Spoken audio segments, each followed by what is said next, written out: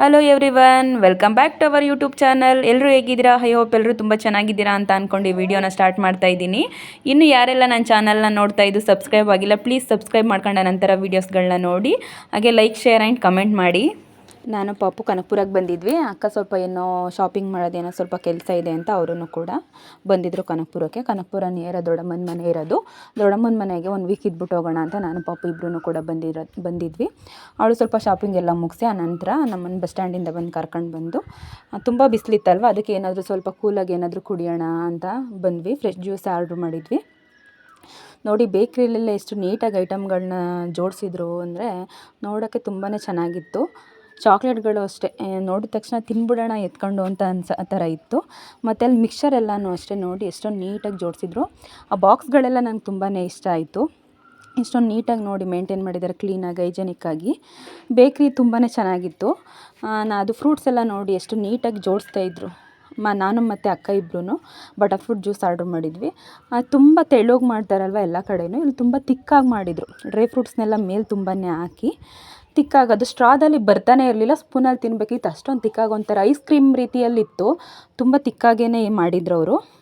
Order ಮಾಡಿ ಇಸ್ಕೊಂಡು ಬಂದು ನಾನೇ ಫಸ್ಟ್ ಟೇಸ್ಟ್ ಮಾಡ್ತಾಯಿದ್ದೆ, ಚೆನ್ನಾಗಿದೆ ಅಂತ ಹೇಳಿದೆ. ನಂಗೆ ಸ್ವಲ್ಪ ಜ್ಯೂಸಿ ಥರ ಇದ್ದಿದ್ರೆ ಇಷ್ಟ ಆಗ್ತಾಯಿತ್ತು. ನಾನು ಹೇಳ್ತಾಯಿದ್ದೆ ಅಕ್ಕಂಗೆ, ಜ್ಯೂಸಿ ಥರ ಇದ್ದಿದ್ರೆ ಇನ್ನೂ ತುಂಬ ಟೇಸ್ಟ್ ಚೆನ್ನಾಗಿರೋದು ಅಂತ. ಇಲ್ಲೆಲ್ಲ ತಿಕ್ಕಾಗೇ ಮಾಡೋದು ಅಂತ ಹೇಳ್ತಾಯಿದ್ಲು. ಪಾಪು ಅದನ್ನು ನೋಡಿ ನಾನು ತಿನ್ನಬೇಕು ಅಂತ ಮಾಡ್ತಾಯಿದ್ಲು. ಅವಳಿಗೂ ಸ್ವಲ್ಪ ತಿನ್ನಿಸ್ದೆ, ಟೇಸ್ಟ್ ನೋಡಿ ಅವಳು ಮತ್ತೆ ಅಂತ ಅವಳು ಸ್ವಲ್ಪ ಟೇಸ್ಟ್ ಮಾಡ್ತಾನೆ ಇದ್ಲು. ಚೆನ್ನಾಗೇ ಇತ್ತು. ಇವಳು ನೋಡಿ ಮತ್ತೆ ಟೇಬಲ್ ಮೇಲೆ ಕೂತ್ಕೋಬೇಕು ಅಂತ ಹೇಳಿ ಹಠ ಮಾಡ್ತಾಯಿದ್ಲು. ಕೂರಿಸಿದ್ರೆ ಟೇಬಲ್ ಕುಟ್ಟೋದು, ಮತ್ತು ನಾವು ಜ್ಯೂಸ್ ಕುಡಿತಾ ಇದ್ವಿ ಅಲ್ವಾ, ಅದು ಲೋಟ ಎಲ್ಲ ಎಳೆಯೋದು, ಆ ಥರ ಎಲ್ಲ ಮಾಡ್ತಾಯಿದ್ಲು ಪಾಪು. ಬಸ್ಸಲ್ಲಿ ಬಂದ್ವಿ ಅಲ್ವಾ, ಅವಳಿಗೆ ಸ್ವಲ್ಪ ಇನ್ನೂ ಮೂಡ್ ಅಷ್ಟು ಫ್ರೆಶ್ ಆಗಿರಲಿಲ್ಲ, ನಿದ್ದೆಗಣ್ಣಿತ್ತಲ್ಲ, ಅದಕ್ಕೆ ಬೇರೆಯವ್ರು ಯಾರ ಹತ್ರನೂ ಹೋಗ್ತಿರ್ಲಿಲ್ಲ. ಅಕ್ಕನ ಹತ್ರ ಅವಳು ಎತ್ಕೊಂಡಿದ್ದ ತಕ್ಷಣ ಓದ್ಲು ಸುಮ್ಮನೆ. ಅವಳು ಎತ್ಕೊಂಡು ಬಂದಳು ಪಾಪುನ. ನನ್ನ ಬ್ಯಾಗ್ ಇತ್ತಲ್ವ, ಬ್ಯಾಗನ್ನು ಇಟ್ಕೊಂಡು ಬಂದೆ. ಅವಳು ಕೂರಿಸಿದ ತಕ್ಷಣ ಅವಳಿಗೆ ಏನು ಖುಷಿ ಆಗೋಯ್ತು, ಎಲ್ಲೋ ಕೂರಿಸ್ಬಿಟ್ಟಿದ್ದಾರೆ, ನನ್ನನ್ನು ಎಲ್ಲೋ ಕರ್ಕೊಂಡು ಬಂದಿದ್ದಾರಲ್ಲ ಅಂತ ನಗ್ತಾ ಇದ್ಲು. ತೀಟ ಕೆಲಸಗಳನ್ನ ಮಾಡ್ತಾಳೆ, ಏನಾದರೂ ಎಳೆಯೋದು ಮಾಡೋದು ಆ ಥರ. ಮತ್ತು ಜ್ಯೂಸ್ ಕುಡ್ದಾಗಿದ್ದ ನಂತರ ನಾನು ಆಲೂ ಬನ್ ತಿನ್ನಬೇಕು ಅನಿಸ್ತಾಯಿತ್ತು. ಆಲೂ ಬನ್ ಆರ್ಡ್ರ್ ಮಾಡಿದ್ವಿ, ಅದನ್ನು ಕೂಡ ತಿಂದ್ವಿ. ಅವಳು ಅದನ್ನು ತಿನ್ನೋಕ್ಕೆ ಪ್ಲೇಟಲ್ಲೇ ಎಳ್ಕೊಂಡು ಇಟ್ಕೊತಾ ಇದ್ಲು. ಆನಂತರ ಬಸ್ ಸ್ಟ್ಯಾಂಡ್ಗೆ ಬಂದು ಬಸ್ಗೆ ವೆಯ್ಟ್ ಮಾಡ್ತಾಯಿದ್ವಿ. ಎಷ್ಟೊಂದು ವೆಯ್ಟ್ ಮಾಡಿದ್ರು, ಬಸ್ ಅಂತೂ ಬರಲೇ ಇಲ್ಲ. ಇವಳು ಅಲ್ಲಿ ಇಲ್ಲಿ ಅಂತ ಕೂತ್ಕೊಳ್ತಾನೆ ಇರಲಿಲ್ಲ. ಅಲ್ಲಿ ಅಂಗಡಿಗಳೆಲ್ಲ ಇತ್ತಲ್ಲ, ಅದು ಇದು ನೋಡೋದು, ಇಲ್ಲ ಕೆಳಗಡೆ ಬಿಟ್ಟು ಆಟ ಆಡಿಸ್ತಿದ್ವಿ ಅಲ್ವಾ, ಕೆಳಗಡೆ ನಿಂತ್ಕೊಳ್ಳೋಕ್ಕೆ ಕೂತ್ಕೊಳ್ಳೋಕ್ಕೆ ಕೆಳಗಡೆ ಇಳಿಯೋಕ್ಕೆ ಮಾಡ್ತಾಯಿದ್ಲು. ಕೆಳಗಡೆ ಬಿಟ್ಟಿರಲಿಲ್ಲ, ಅಕ್ಕ ಎತ್ಕೊಂಡು ಹಂಗೆ ಆಟ ಆಡಿಸ್ತಾಯಿದ್ರು. ನಾನು ವೀಡಿಯೋ ಮಾಡ್ಕೊಳ್ತಾ ಇದ್ದೆ. ಅವಳು ಬೂ ಅಂತ ಏನೋ ಮಾಡ್ತಾಳೆ, ಅದನ್ನು ನಾವು ಹಿಂಗೆ ಸೌಂಡ್ ಮಾಡಬೇಕಾದ್ರೆ ತುಟಿನ ಹಿಂಗೆ ಮಾಡಿದ್ರೆ ಸೌಂಡ್ ಆಗುತ್ತೆ. ನಾವು ಫಸ್ಟ್ ಮಾಡಿದ ನಂತರ ಆಮೇಲೆ ಪಾಪು ಮಾಡೋಕ್ಕೆ ಶುರು ಮಾಡ್ತಾಳೆ. ಆ ಥರನೂ ಮಾಡಿಸಿದ್ರು ಅಕ್ಕ. ಆದ್ರೂ ಅವಳಿಗೇನೋ ಮೂಡಿರಲಿಲ್ಲ, ಇನ್ನೂ ನಿದ್ದೆ ಫುಲ್ಲಾಗಿರಲಿಲ್ಲ. ನಾನು ಎತ್ಕೊಂಡು ಮುದ್ದು ಮಾಡ್ತಾಯಿದ್ದೆ, ಆ ಕಡೆ ಈ ಕಡೆ ನೋಡ್ತಾ ಇದ್ಲು. 1 ಅವರ್ ವೆಯ್ಟ್ ಮಾಡಿದ್ವೇನೋ, ಬಸ್ಸೇ ಬಂದಿಲ್ಲ. ಯಾಕೋ ತುಂಬ ಬೇಜಾರಾಯಿತು ಅಲ್ಲಿ ಕೂತು. ಪಾಪುನು ಸುಮ್ಮನೆ ಇರ್ತಾ ಇರಲಿಲ್ಲ. ಟೋಪಿ ಎಲ್ಲ ಎಸೆಯೋದು, ಚಪ್ಪಲೆಲ್ಲ ಕಳೆದು ಎಸೆಯೋದು, ಶೂ ಎಲ್ಲ ಎಸೆಯೋದಂಗೆಲ್ಲ ಅವಳ್ದು ಏನೋ ಮಾಡ್ಕೊಳ್ತಾ ಇದ್ಲು. ಆಮೇಲೆ ನಂತರ ಇಲ್ಲ, ಬಸ್ ಬರೋ ಟೈಮ್ ಆಗಿಬಿಡುತ್ತೆ, ಆಟೋದಲ್ಲೇ ಹೋಗೋಣ ಅಂತ ಅಂದ್ಬಿಟ್ಟು ಆಟೋ ಸಿಕ್ತು. ನಾನು ಮತ್ತು ಅಕ್ಕ ಪಾಪು 3 ಜನನೂ ಆಟೋದಲ್ಲೇ ಬರ್ತಾಯಿದ್ವಿ. ಅಲ್ಲಿ ಆಟೋದಲ್ಲಿ ಬರಬೇಕಾದ್ರೆ ನಮ್ಮ ಜೊತೆನೇ ಬೇರೆಯವರು ಚಿಕ್ಕ ಹುಡುಗಿ ಇತ್ತು. ಆ ಹುಡುಗಿನ ಇವಳು ಎಷ್ಟೊಂದು ತೀಟೆ ಮಾಡ್ತಾಯಿದ್ಲು ಅಂದರೆ, ಆ ಹುಡುಗಿನ ಮಾತಾಡಿಸ್ತಾ ಇತ್ತು. ಕರ್ಕೊಂಡು ಹೋಗ್ತೀಯಾ ಅಂತ ಕೇಳಿದೆ ನಾನು. ಇಲ್ಲ ಬೇಡ, ನನಗೆ ತಂಗಿ ಇದ್ದಾಳೆ, ನಾನು ಕರ್ಕೊಂಡು ಹೋಗಲ್ಲ ಅಂತ ಹೇಳ್ತಾಯಿದ್ಲು. ನೋಡಿ ಕನಕಪುರ ಎಷ್ಟೊಂದು ಕೂಲಾಗಿದೆ. ಈ ಕಾಲೇಜ್ ಬಿಟ್ಟಿದ್ರು, ಹುಡುಗಿಯರೆಲ್ಲನೂ ಬಸ್ ಸ್ಟ್ಯಾಂಡ್ಗೆ ಹೋಗ್ತಾಯಿದ್ರು. ನೋಡಿ ತರಕಾರಿ ರೇಟ್ ಎಲ್ಲ ತುಂಬಾ ಜಾಸ್ತಿ ಆಗಿಬಿಟ್ಟಿದೆ ಅಲ್ವಾ, ರೋಡ್ ಸೈಡಲ್ಲೆಲ್ಲ ಆಟೋಗಳಲ್ಲೆಲ್ಲ ತರಕಾರಿಗಳನ್ನೂ ಮತ್ತು ಫ್ರೂಟ್ಸ್ಗಳನ್ನೆಲ್ಲ ಇಟ್ಟು ಮಾರ್ತಾಯಿದ್ರು. ಇದು ಸಂಗಮಕ್ಕೆ ಹೋಗೋ ರೂಟಲ್ಲಿ ಇರೋದು ದೊಡ್ಡಮ್ಮನ ಮನೆ. ಅಲ್ಲೇ ವೀಡಿಯೋ ಮಾಡ್ಕೊಳ್ತಾ ಇದ್ದೆ ನಾನು ಸ್ವಲ್ಪ. ಹೇಗಿದೆ ಕನಕಪುರ ಬಂದು, ತುಂಬ ಮದುವೆ ಆದಾಗ ಸ್ಟಾರ್ಟಿಂಗ್ ಬಂದಿದ್ದು, 3 ಇಯರ್ಸ್ ಆಯಿತು ಕನಕಪುರಕ್ಕೆ ಬಂದು, ಇವಾಗ ಬರ್ತಾ ಇರೋದು. ಆವಾಗ ಹೇಗಿತ್ತು ಈಗ ಹೇಗಿತ್ತು ಅಂತ ವೀಡಿಯೋ ಮಾಡ್ಕೊಳ್ತಾ ಇದ್ದೆ. ಇವಳಿಗಂತೂ ಕೂತ್ಕೊಳ್ಳೋಕ್ಕಾಗ್ತಾ ಇರಲಿಲ್ಲ, ಅವಾಗಿಂದನೂ ಕೂತ್ಕೊಂಡೇ ಇದ್ಲಲ್ವ, ಎಲ್ಲೂ ಆಟ ಆಡೋಕ್ಕೆ ಕೆಳಗಡೆ ಬಿಡ್ತಾ ಇಲ್ವಲ್ಲ ಅಂತ ಆಟ ಮಾಡ್ತಾಯಿದ್ಲು ಪಾಪು. ಸುತ್ತಮುತ್ತ ನೋಡ್ತಾಳೆ, ಹುಡುಗಿ ಇದ್ಲಲ್ವ, ಅವಳನ್ನು ಸ್ವಲ್ಪ ಹಿಂಗೆ ಬೆಣ್ತಾಳೆ, ಮತ್ತು ಬ್ಯಾಗ್ ಇಡ್ತಾ ಅವಳ ಹತ್ರ, ಅದನ್ನು ಇಸ್ಕೊಂಡು ಸ್ವಲ್ಪ ಬಾಯಲ್ಲೆಲ್ಲ ಹಾಕೊಂಡು ತಿಂತಾಯಿದ್ಲು. ಅವರು ಮಾತಾಡಿಸ್ತಾ ಇದ್ರು ಚೆನ್ನಾಗಿ. ನಮ್ಮ ಮನೆಗೆ ಬರ್ತೀಯಾ ಅಂತ ಕೇಳ್ತಾಯಿದ್ರು ಆಂಟಿ. ಅದಕ್ಕೆ ಇಲ್ಲ, ಅವಳು ಬೇಡ ನನಗೆ, ನನ್ನ ತಂಗಿನೇ ಇದ್ದಾಳೆ ಸಾಕು ಅಂತ ಹುಡುಗಿ ಹೇಳ್ತಾ ಇತ್ತು. ನೋಡಿ ದೊಡ್ಡಮ್ಮನ ಮನೆಗೆ ಬಂದ್ವಿ. ಇವ್ರ ಅಕ್ಕನ ಮಗಳು ಬಂದ ತಕ್ಷಣ ಇವಳು ಸೈಲೆಂಟಾಗಿ ಕೂತಿದ್ಲು. ಇವಳು ಜಾಸ್ತಿ ಗಲಾಟೆ ಮಾಡಲ್ಲ, ತುಂಬಾ ಸೈಲೆಂಟ್ ಇವಳು. ಇವಳ ಹೆಸರು ಅವನಿ, ನಾವು ಚೆರಿ ಅಂತ ಕರಿತೀವಿ. ನೋಡಿ ನನ್ನ ಮಗಳು ಎಷ್ಟು ಕಿತಾಪತಿ ಅಂದರೆ, ಏನಾದರೂ ಎಳಿಬೇಕು, ಉಂಟಿಸ್ಬೇಕು ಆ ಥರ. ನೋಡಿ ಡ್ರಾಯರ್ಗಳೆಲ್ಲ ಓಪನ್ ಮಾಡೋಕ್ಕಾಗಲಿ ಓಡೋಗಿದ್ದಾಳೆ. ಫ್ಯಾನ್ ಎಳಿಯೋದು, ಈ ಥರ ತೀಟೆ ಕೆಲಸಗಳನ್ನ ಚೆನ್ನಾಗಿ ಮಾಡ್ತಾಳೆ. ದೊಡ್ಡಮ್ಮ ದೊಡ್ಡಪ್ಪ ಇಬ್ಬರನ್ನು ಕೂರಿಸ್ಕೊಂಡು ಮಕ್ಕಳನ್ನ ಆಟ ಆಡಿಸ್ತಾಯಿದ್ರು. ಇವಳು ಹೋಗಿ ಡ್ರಾಯರ್ ಎಳ್ಕೊಂಡು ಬರೋಕ್ಕೆ ನೋಡಿ ಎಷ್ಟು ಬೇಗ ಹೊಡೋಯ್ತಾಳೆ ಗೊತ್ತಾ. ಏನಾದರೂ ಎಳಿಯೋದು ಚೆಲ್ಲೋದು ಆ ಥರ ಅಂದರೆ ಇವಳಿಗೆ ಈಗ ಜಾಸ್ತಿ ಇಷ್ಟ ಆಗ್ಬಿಟ್ಟೈತೆ. ದೊಡ್ಡಮ್ಮ ಕರಿತೈತೆ, ಬೇಡ ಬಾ ಅದನ್ನೆಲ್ಲ ಎಳಿಬೇಡ, ಮೇಲೆಲ್ಲ ಎಳ್ಕೊತೀಯ ಸೋಕೇಸ್ ಎಲ್ಲನೂ, ಬೇಡ ಬಾ ಅಂತ ಕರಿತಾಯಿದ್ರು. ಈ ಕಡೆ ನೋಡ್ತಾಳೆ, ಮತ್ತೆ ಎಲ್ಲಿ ಕರೆದ್ಬಿಡ್ತಾರೋ ಅಂತ ಆ ಕಡೆನೇ ತಿರ್ಗಿ ಅದನ್ನು ಎಳಿತಾಳೆ. ಹಂಗೇ ಮಾಡ್ತಾನೆ ಇಲ್ಲ ಅವಳು. ಪಾಪುಗೆ ಹೊಡಿ ಅಂತ ಅಂದ್ರೆ ಸಾಕು ಅಲ್ಲಿಂದನೇ ಕೈ ಎತ್ಕೊಂಡು ಓಡಿ ಬರ್ತಾಳೆ. ಅವಳಿಗೆ ಎಷ್ಟೊಂದು ಹೊಡಿತಾಳೆ ಗೊತ್ತಾ, ಮುಖದ ಮೇಲೆಲ್ಲ ಹೊಡೆದಾಕ್ಬಿಡ್ತಾಳೆ, ಕೂದಲು ಎಳೆಯೋದು ತೀಟೆ ಕೆಲಸ ಮಾಡ್ತಾಳೆ ನೋಡಿ. ಬಂದು ಕಾಲು ಎಳಿತಾವಳು ಅವಳಿಗೆ. ಇಬ್ಬರೂ ಅಷ್ಟೇ ಬಂದ ತಕ್ಷಣ ಇವಳೇನೂ ಮಾಡಿಲ್ಲ, ಸೈಲೆಂಟಾಗಿದ್ಲು. ನಮ್ಮ ಪಾಪನೇ ಸ್ವಲ್ಪ ಗಲಾಟೆ ಮಾಡ್ತಾಳಲ್ವ, ಅವಳಿಗೆ ಹೊಡಿಯೋದು, ಕೂದಲು ಎಳೆಯೋದು ಈ ಥರ ಎಲ್ಲ ಮಾಡ್ತಾಳೆ. ಬೇರೆ ಮಕ್ಕಳು ನೋಡಿದ್ರು ಅಷ್ಟೇ, ಇವಳು ದೊಡ್ಡವರಾದರೆ ಏನೂ ಮಾಡೋಕ್ಕೋಗಲ್ಲ, ಚಿಕ್ಕವರಾದರೆ ಈ ಥರ ತೀಟೆ ಕೆಲಸಗಳನ್ನ ಮಾಡ್ತಾಳೆ. ಊರಿಗೆ ಬರೋಕ್ಕಿಂತ ಮುಂಚೆ 2 ಡೇಸ್ ಮುಂಚೆ ಇಂಜೆಕ್ಷನ್ ಮಾಡಿಸಿದ್ವಿ 9 ಮಂತ್ಸ್ದು. ಅದು ಇಂಜೆಕ್ಷನ್ ಮಾಡಿಸ್ಕೊಂಡಾಗಲೂ ಅಷ್ಟೇ ಸ್ವಲ್ಪ ಹೊತ್ತತ್ಲು ಅಲ್ಲೂ ಮಕ್ಳುಗಳಿಗೆಲ್ಲ ಹೊಡಿಯೋಕ್ಕೆ ಹೋಗೋದು ಆ ಥರನೇ ಮಾಡ್ತಾಯಿದ್ಲು. ಇಂಜೆಕ್ಷನ್ ಆಗಿದ ನಂತರನೂ ಅಷ್ಟೇ, ಇಂಜೆಕ್ಷನ್ ಮಾಡಿದಾಗ ಒಂದು 10 ನಿಮಿಷ ಏನೋ ಹೊತ್ತಲು ಅಷ್ಟೇ, ಆಮೇಲೆ ಆರಾಮಾಗಿ ಅವಳ ಪಾಡ್ಗೆ ಅವಳು ಆಟ ಆಡ್ತಾಯಿದ್ಲು. 4 ಇಂಜೆಕ್ಷನ್ ಮಾಡಿದ್ದಾರೆ, ತುಂಬ ಅಳ್ತಾಳೆ, ನಿದ್ದೆ ಕೊಡಲ್ಲ, ಇಲ್ಲ ಕೈ ಬಿಡಲ್ಲ ಆ ಥರ ಅಂತ ಅಂದ್ಕೊಂಡಿದ್ದೆ ನಾನು. ಆ ಥರ ಏನೂ ಮಾಡಲಿಲ್ಲ ಅವಳು. ಅವಳ ಪಾಡ್ಗೆ ಅವಳು ಆರಾಮಾಗಿ ಆಟ ಆಡ್ಕೊಂಡಿದ್ಲು. ಏನೂ ಆ ಥರ ಏನು ಹಿಂಸೆ ಕೊಟ್ಟಿಲ್ಲ ನನಗೆ. ನೋಡಿ ಪಾಪುನ ತೂಗೋದು ಬೇರೆ ಕಲ್ತ್ಕೊಂಡಿದ್ದಾಳೆ. ಮಲ್ಕೊಂಡಿದ್ದಾಳೆಲ್ಲ ಜೋಲಿ ಒಳಗಡೆ. ಇವಳು ತೂಗ್ತಾವಳೆ, ತೂಗ್ಬಿಡ್ತಾಳೆ, ಹಿಂಗೆ ಏನಾದರೂ ಏಟು ಮಾಡ್ತಾಳೆ, ಹಿಂಗೆ ತಲೆಯಲ್ಲಿ ಹಿಂಗೆ ಗುದ್ದೋದು ಆ ಥರ ಏನಾದರೂ ಮಾಡಿ ತೂಗ್ತಾನೇ ಇದ್ಲು. ಎಲ್ಲರೂ ನೋಡ್ತಾಯಿದ್ರು, ನೋಡಾಗಲೇ ತೂಗ್ತಾಳೆ ಇವಳು ಅಂತ. ನಾನು ಕರೆದ್ನಲ್ಲ ಅಮ್ಮು ಅಂತ, ಅದಕ್ಕೆ ಈ ಕಡೆ ತಿರುಗಿ ಬೇರೆ ನೋಡ್ತಾ ಇದ್ದಾಳೆ. ದೊಡ್ಡಪ್ಪ ಮತ್ತು ದೊಡ್ಡಮ್ಮ ಅವ್ರದ್ದು ಆ್ಯನಿವರ್ಸರಿ ಇತ್ತು, 33 ಇಯರ್ಸ್ದು. ಅದಕ್ಕೆ ಸೆಲೆಬ್ರೇಟ್ ಮಾಡೋಣ ಅಂತಲೇ ನಾವು ಬಂದ್ವಿ, ಇಲ್ಲಾಂದ್ರೆ ಇನ್ನೂ ಲೇಟಾಗಿ ಬರ್ತಿದ್ವಿ. ನೋಡಿ ಅಜ್ಜಿ ತಾತಂದು ಆ್ಯನಿವರ್ಸರಿ ಇರೋದು. ಇವರೇ ಮೊಮ್ಮಕ್ಕಳೇ ತುಂಬ ಚೆನ್ನಾಗಿ ರೆಡಿ ಆಗಿಬಿಟ್ಟಿದ್ದಾರೆ ಅವ್ರಿಗಿಂತನೂ. ಇಬ್ಬರು ಪಿಂಕ್ ಆ್ಯಂಡ್ ಪಿಂಕ್ ಹಾಕೊಂಡಿದ್ದಾರೆ ನೋಡಿ. ಇವಳು ನೋಡಿ ನಂದು ಬಟ್ಟೆ ಅಂತ ಕಿತ್ತಾಡೋ ಥರ ಕಿತ್ತಾಡ್ತಾ ಇದ್ದಾಳೆ ಅವಳು ಬಟ್ಟೆ ಎಲ್ಲ ಹಿಡ್ಕೊಂಡು. ನಮ್ಮ ಪಪ್ಪು ಯಾಕೋ ಮೂಡಿರಲಿಲ್ಲ ಅವಳಿಗೆ, ಹೊಸ ಬಟ್ಟೆ ಹಾಕಿದ್ರೆ ಸ್ವಲ್ಪ ಕಿರಿಕಿರಿ ಮಾಡ್ತಾಳೆ, ಅಷ್ಟು ಕಂಫರ್ಟ್ ಇರಲ್ಲ ಅವರಿಗೆ. ಅದಕ್ಕೆ ಅವಳು ಮುಖ ನೋಡ್ತಾ ಇದ್ದಾಳೆ, ಸುಮ್ಮನೆ ಇದ್ಲು, ಅಳ್ತಾ ಇದ್ಲು. ಫೋಟೋ ಅಷ್ಟೆಲ್ಲ ಏನು ಸರಿಯಾಗಿ ತೆಗ್ಸ್ಕೊಳ್ಳಿಲ್ಲ. ಇನ್ನೂ ಚಿಕ್ಕವಳಲ್ವ, ಅವ್ಳಿಗೇನು ಅಷ್ಟು ಗೊತ್ತಾಗಲ್ಲ. ಅವಳು ನಿಂತ್ಕೊತಾಳೆ, ಫೋಟೋ ತೆಗ್ಸ್ಕೊಳ್ಳೋದು ಅದನ್ನೆಲ್ಲ ಮಾಡ್ತಾಳೆ ಚೆನ್ನಾಗಿ. ಅಂತೂ ತುಂಬಾ ಸೈಲೆಂಟ್, ಅವಳೇನು ಜಾಸ್ತಿ ಏನು ಗಲಾಟೆ ಮಾಡಲ್ಲ. ಯಾರ ಹತ್ರ ಆದರೂ ಹೋಗ್ತಾಳೆ, ಆರಾಮ್ಸೆ ಇರ್ತಾಳೆ. ಎಲ್ಲರೂ ಇವಳನ್ನ ಕರ್ಕೊಂಡು ಹೋಗ್ತಾರೆ ಅವ್ರ ಮನೆಗಳಿಗೆ. ನನ್ನ ಮಗಳು ಅಂದರೆ ನೋಡಿ ಅಭ್ಯಾಸ ಆಗಿದ್ರೆ ಮಾತ್ರ ಅವ್ರ ಹತ್ರ ಹೋಗೋದು, ಹೊಸಬ್ರು ಯಾರಾದರೂ ಬಂದರೆ ಹೋಗಲ್ಲ. ಅವರಮ್ಮ ಎತ್ಕೊಂಡು ಏನೋ ಕೆಲಸ ಮಾಡ್ತಾಯಿದ್ರು, ನೋಡ್ತಾಯಿದ್ಲು. ಕನಕಪುರದಲ್ಲಿ ಕೇಕ್ ಮನೆ ಅಂತ ಇದೆ, ಅಲ್ಲಿ ಫ್ರೆಶ್ಶಾಗಿ ಕೇಕ್ ಮಾಡ್ತಾರೆ ಅಂತ ಹೇಳ್ತಾ ಇದ್ಲು ಅಕ್ಕ. ಅದಕ್ಕೆ ಅದು ನೇಮನ್ನು ಕೂಡ ನೋಡಿದೆ.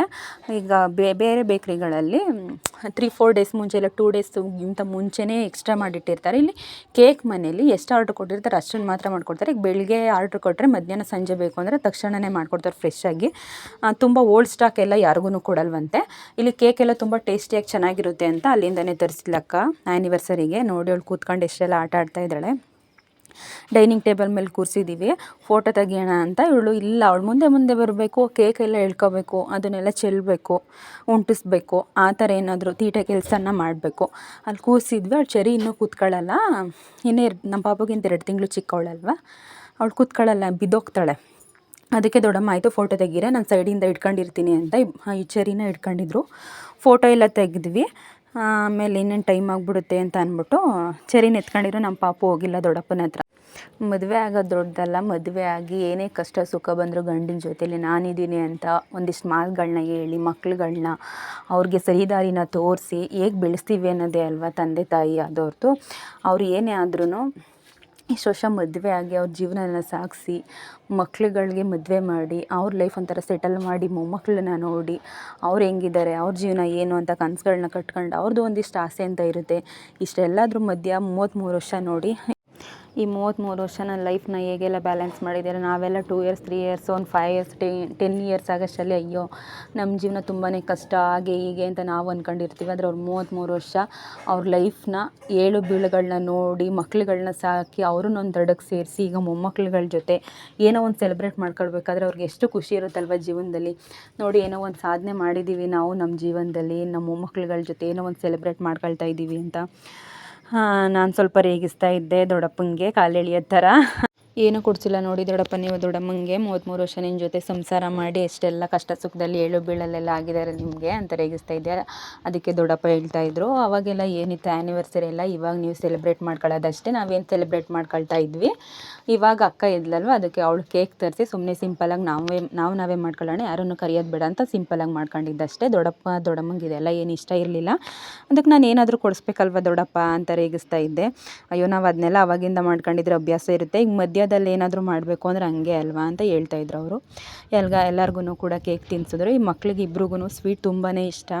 ಕೇಕ್ ನೋಡಿದ ತಕ್ಷಣ ಇಬ್ಬರೂ ಸ್ವಲ್ಪ ಹಾಕಿದ್ರೆ ಮತ್ತೆ ಮಾಡ್ತಾಳೆ. ಚರಿನೂ ಅಷ್ಟೇ, ನನ್ನ ಮಗಳೂ ಅಷ್ಟೇ. ಸ್ವೀಟ್ ತಿನ್ನೋಕ್ಕೆ ಅಂದರೆ ಫಸ್ಟ್ ಇಬ್ಬರೂ. ಮಕ್ಕಳಿಗೆ ಅಷ್ಟೇ ಅಲ್ವಾ, ಸ್ವೀಟ್ ಅಂದರೆ ತುಂಬಾ ಇಷ್ಟ.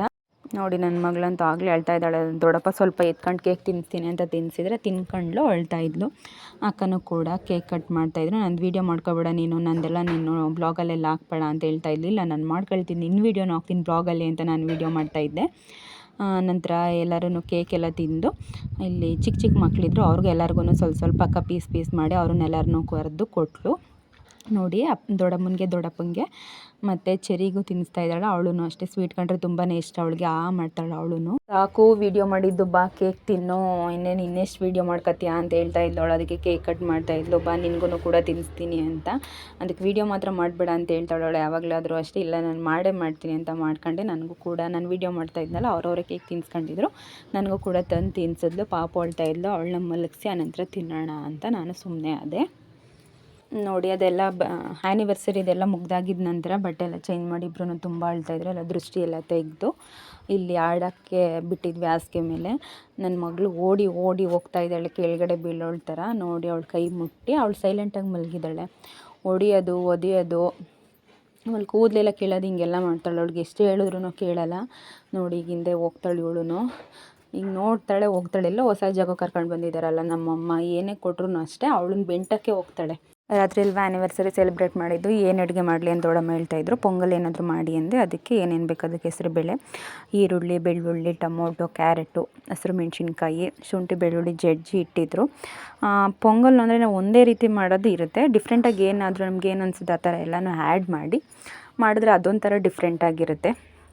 ನೀರು ಕಾಯಕ್ಕೆ ಇಟ್ಟಿದ್ರು. ಅದು ಒಗ್ಗರಣೆಲ್ಲ ಹಾಕಿದ ನಂತರ ಅದಕ್ಕೆ ಹಾಕೋಣ ಕುಕ್ಕರ್ಗೆ ಅಂತ ಒಂದು ಸೈಡಲ್ಲಿ ನೀರು ಕಾಯಕ್ಕಿಟ್ಟು ಇನ್ನೊಂದು ಸೈಡು ಕುಕ್ಕರ್ನ ಕಾಯಕ್ಕಿಟ್ಟಿದ್ರು ಒಗ್ಗರಣೆಗೆ ಹಾಕೋಕ್ಕೆ. ಎಣ್ಣೆ ಹಾಕಿ, ಎಣ್ಣೆ ಕಾದಾಗಿದ್ದ ನಂತರ ಒಗ್ಗರಣೆದು ಬಾಕ್ಸ್ ತೊಗೊಂಡು ಬಂದರೆ ದೊಡ್ಡಮ್ಮ. ಇದನ್ನು ನಾವು ಆವಾಗಿಂದ ಚಿಕ್ಕ ವಯಸ್ಸಿಂದ ಫಸ್ಟ್ ಸ್ಟ್ಯಾಂಡರ್ಡ್ ಸೆಕೆಂಡ್ ಸ್ಟ್ಯಾಂಡರ್ಡ್ ಇದ್ದಾಗಿಂದ ಹಾಲಿಡೇಸ್ಗೆ ಬರ್ತಿದ್ವಲ್ಲ, ಆವಾಗಿಂದನೂ ಈ ಒಗ್ಗರಣೆ ಬಾಕ್ಸ್ ಐತೆ. ಒಗ್ಗರಣೆಗೆ ಸಾಸಿವೆ ಮತ್ತು ಕಡಲೆಬೇಳೆ ಹಾಕಿದ್ರು. ಅದು ಸ್ವಲ್ಪ ಕಲರ್ ಚೇಂಜ್ ಆಗೋವರೆಗೂ ಅದನ್ನು ಚೆನ್ನಾಗಿ ಬಾಡಿಸ್ಕೋಬೇಕು. ಅನಂತರ ಸ್ವಲ್ಪ ಕಡಲೆ ಬೀಜನೂ ಹಾಕಿದ್ರು. ನಾನು ಹೇಳಿದ್ನಲ್ಲ ಫಸ್ಟೇ, ಇದೇ ಇಂಗ್ರೀಡಿಯೆಂಟ್ಸ್ ಹಾಕಿ ಮಾಡಬೇಕು ಅನ್ನೋದೇನಿಲ್ಲ. ನಮ್ಮದು ರುಚಿಗೆ ತಕ್ಕನಾಗೆ ಏನೇನು ಬೇಕು ಎಕ್ಸ್ಟ್ರಾ ಐಟಮ್ಗಳನ್ನ ಆ್ಯಡ್ ಮಾಡ್ಕೊಂಡ್ರಾಯ್ತು. ಮತ್ತು ಸ್ವಲ್ಪ ಜೀರಿಗೆ ಮತ್ತು ಮೆಣಸನ್ನು ಒಗ್ಗರಣೆಗೆ ಹಾಕಿದ್ರು. ಆನಂತರ ಕಟ್ ಮಾಡಿ ಇಟ್ಕೊಂಡಿದ್ರಲ್ವ, ಅದು ಹಸಿರು ಮೆಣಸಿನ್ಕಾಯಿ ಮತ್ತು ಶುಂಠಿ ಬೆಳ್ಳುಳ್ಳಿ ಜಜ್ಜಿಟ್ಟಿದ್ರಲ್ಲ, ಅದನ್ನೆರಡನ್ನೂ ಸೇರಿಸಿ ಅದನ್ನು ಕೂಡ ಚೆನ್ನಾಗಿ ಫ್ರೈ ಮಾಡ್ಕೊಂಡ್ರು. ಎರಡನ್ನೂ ಗೋಲ್ಡನ್ ಬ್ರೌನ್ ಬರೋವರೆಗೂ ಎಲ್ಲನೂ ಚೆನ್ನಾಗಿ ಫ್ರೈ ಮಾಡಿ ಆಗಿದ ನಂತರ ಈರುಳ್ಳಿ, ಟೊಮೊಟೊ, ಕ್ಯಾರೆಟ್ ಏನೇನು ಕಟ್ ಮಾಡಿ ಇಟ್ಟಿದ್ರು ಅದನ್ನು ಎಲ್ಲನೂ ಹಾಕಿ ಚೆನ್ನಾಗಿ ಫ್ರೈ ಮಾಡಿದ್ರು. ಜೊತೆಗೇ ಕರಿಬೇವು ಕೂಡ ಹಾಕಿದ್ರು. ಹಾಕಿ ಚೆನ್ನಾಗಿ ಫ್ರೈ ಮಾಡಿ ಸ್ವಲ್ಪ ಕಲರ್ ಚೇಂಜ್ ಆಗಬೇಕು ಅಲ್ಲಿವರೆಗೂ ಚೆನ್ನಾಗಿ ಫ್ರೈ ಮಾಡ್ಕೊಳ್ಳಿ. ಇದೆಲ್ಲ ಚೆನ್ನಾಗಿ ಗೋಲ್ಡನ್ ಬ್ರೌನ್ ಆದಮೇಲೆ ಹೆಸರುಬೇಳೆ ಇರುತ್ತಲ್ವ ಅದನ್ನು ಸೇರಿಸಿ ಚೆನ್ನಾಗಿ ಹುರಿದು ಸ್ವಲ್ಪ ತಳ ಹಿಡ್ಕೊಳ್ಳುತ್ತಲ್ಲ ಅಲ್ಲಿವರೆಗೂ ಫ್ರೈ ಮಾಡ್ಕೊಳ್ಳಿ. ಅದಾಗಿದ ನಂತರ ಅದಕ್ಕೇ ಅಕ್ಕಿ ತೊಳೆದು ಇಟ್ಕೊಳ್ಳಿ, ಇಲ್ಲಾಂದರೆ ಸ್ವಲ್ಪ ನೆನೆಸ್ಕೊಳ್ಳಿ. ಮೆತ್ತಗಾಗಬೇಕು ಅಂತ ಅಂದರೆ ಅದನ್ನು ಕೂಡ ಸೇರಿಸಿ. ದೊಡ್ಡಮ್ಮ ಅಕ್ಕಿನ ತೊಳೆದು ಇಟ್ಟಿದ್ರು, ಅದಕ್ಕೆ ಅಕ್ಕಿನ ಸೇರಿಸ್ತಾ ಇದ್ದಾರೆ. ನೆನೆಸಿಟ್ಕೊಂಡ್ರೆ ತುಂಬ ಮೆದುವಾಗಿ ಬರುತ್ತೆ, ಜಾಸ್ತಿ ಬೇಯುತ್ತೆ. ನಾವು ತುಂಬ ತೆಳುವಾಗಿ ಮಾಡಿರಲಿಲ್ಲ ಪೊಂಗಲ್ನ, ಸ್ವಲ್ಪ ಬಾತ್ ಟೈಪಲ್ಲಿ ಗಟ್ಟಿಯಾಗಿ ಮಾಡಿದ್ವಿ. ಅದಕ್ಕೆ ನೆನೆಸೇನು ಇಟ್ಟೋದು ಬೇಡ ಅಂತ ದೊಡ್ಡಮ್ಮಂಗೆ ಡೈರೆಕ್ಟ್ ತೊಳೆದು ಹಾಕಿದ್ರು. ಎಲ್ಲನೂ ಅಕ್ಕಿನೂ ಕೂಡ ಸೇರಿಸಿ ಚೆನ್ನಾಗಿ ಎಲ್ಲನೂ ಮಿಕ್ಸ್ ಮಾಡ್ಕೊಳ್ಳಿ.